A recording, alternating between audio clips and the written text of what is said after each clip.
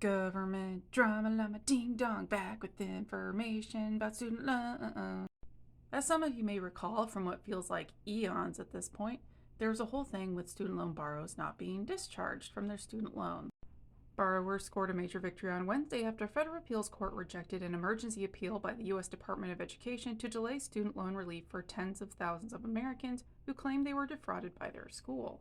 The Ninth Circuit Court of Appeals has denied the Department of Education's latest attempt to delay settlement relief in the Sweet case, said the Project on Predatory Student Lending, the legal organization that has been representing borrowers in the class action lawsuit and subsequent settlement for nearly a decade.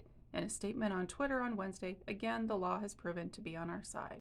The student loans will be discharged under the Borrower Defense Program, which offers borrowers a pathway to discharge their student loans if they can demonstrate that the school they attended engaged in certain kinds of misconduct, such as misrepresenting admissions selectivity or job prospects to convince prospective students to enroll.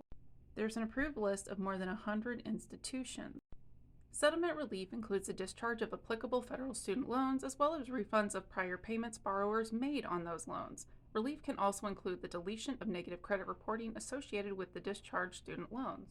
A second group of borrowers, called post-class applicants, were potentially entitled to relief as well. Under the settlement, post-class applicants would be entitled to have their borrower defense applications reviewed within 3 years.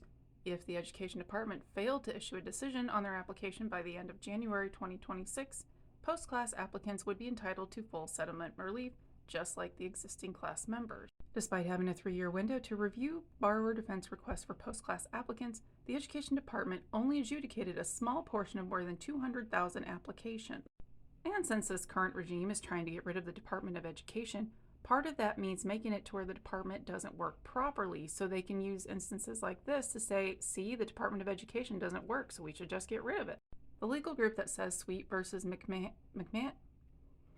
you know what, whatever. Post-class applicants who attended Exhibit C schools should receive a formal notice from the Education Department by next week telling them that their federal student loans are eligible to be discharged. All other post-class applicants should get student loan discharge notices by April 15th. The department then will have 1 year to enact student loan forgiveness and other settlement relief for covered borrowers. There's a lot going on, and with the way that this current regime tries to push out misinformation or distract you, it can be easy to forget some of the stuff like this. This regime is losing a lot of court cases, and there's a lot of things that they are not getting through. We just have to keep doing the boring stuff and pushing back against this regime. I'm pulling for you. We're all in this together. Llama out.